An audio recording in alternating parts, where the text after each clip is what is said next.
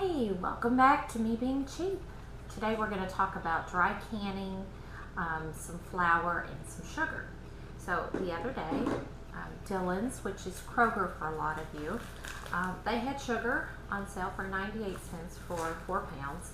So I stocked up, and typically what I'll do is if it's during the winter time, because sometimes they'll put these on sale like around the holidays, I'll just leave them outside in my vehicle for several days if it's below freezing.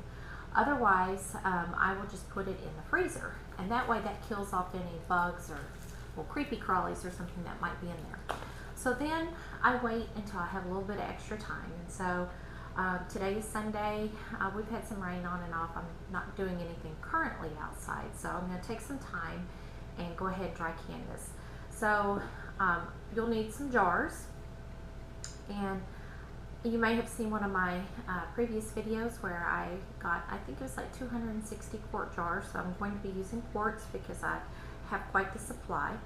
And the reason why I'm going to do this, it does take a little bit more work, but if you leave things in the freezer for very long, sometimes they start getting like that freezer burn taste to it, and it's just, it doesn't taste as good.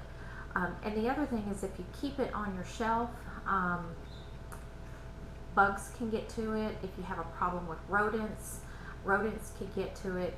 And then also, it doesn't stay fresh as long as like if you have it vacuum sealed in a jar. So I've got these jars, and then for dry canning, you actually can reuse your lids. So these are used lids, so you don't have the expense of buying new lids. You just reuse what you have. Now this, I don't typically do this for things that I'm canning, and I wouldn't recommend it, although I know some people that do. I have tested that out, and it does work, but I'm not saying that you should do that. But for dry canning, we're just going to reuse these lids.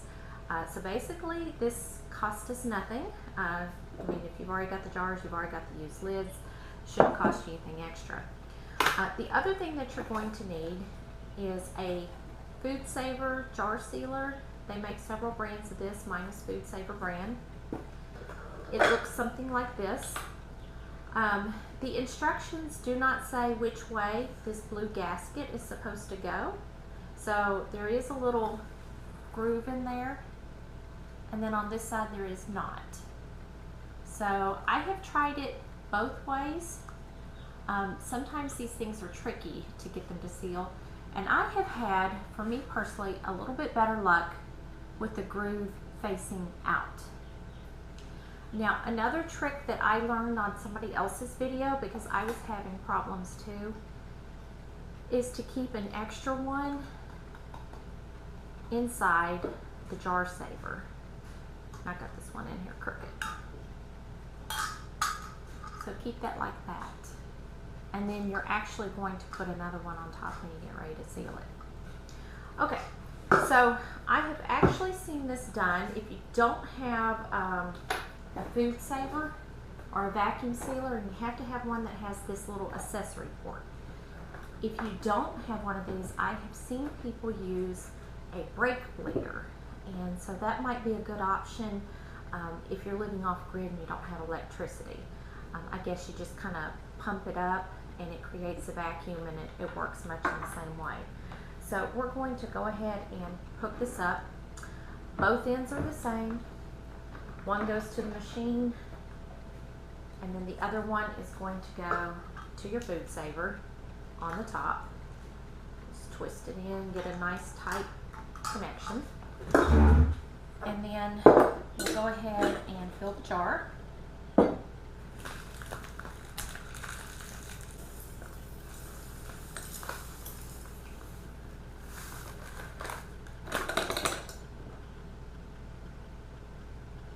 Take one lid,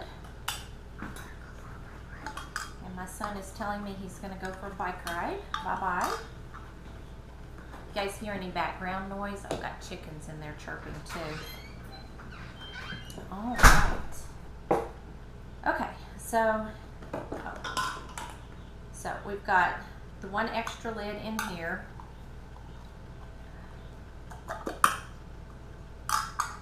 we put it in this way with the rubber ring facing that way. And we got the lid that we're going to use on here. And we just push down. And then hit the vacuum. There we go.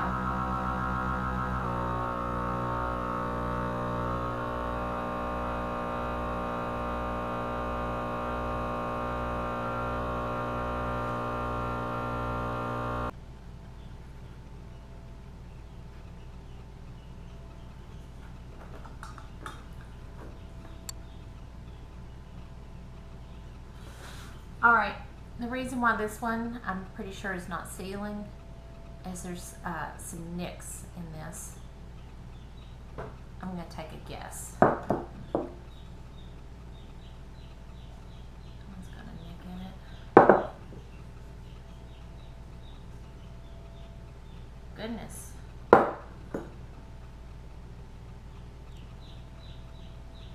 Alright, let's go with this one.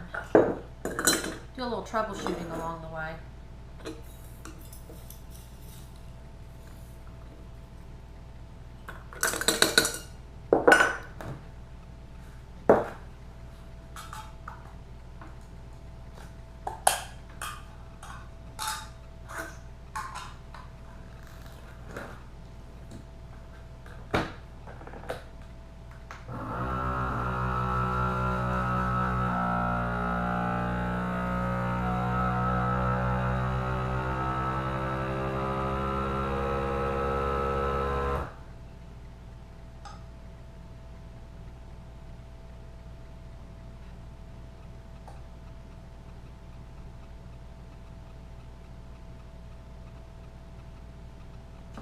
Okay.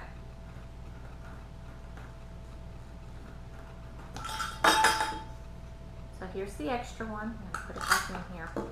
And then here's this one. It's sealed. It's not coming off. And it's suctioned down. So, as you can see, I have a whole lot of sugar to can. I'll be busy sealing sugar, and I will check back in with you. But I do encourage you, when your flour and sugar and those sorts of things go on sale, it's a good time to stock up. Alright, thanks for watching. Alright, so welcome back. This is the end result. I have 19 quart jars of sugar, and I did use the recycled lids. So, for example, some of them are from 2011 and 2012 and 2018 and so forth. So you can use these for vacuum sealing or dry canning using this attachment. Pardon the messy kitchen. I did run out of used lids, and so I did not get to finish, but I have this much more to go, but that will have to wait until I have other lids. Alright, thanks for watching.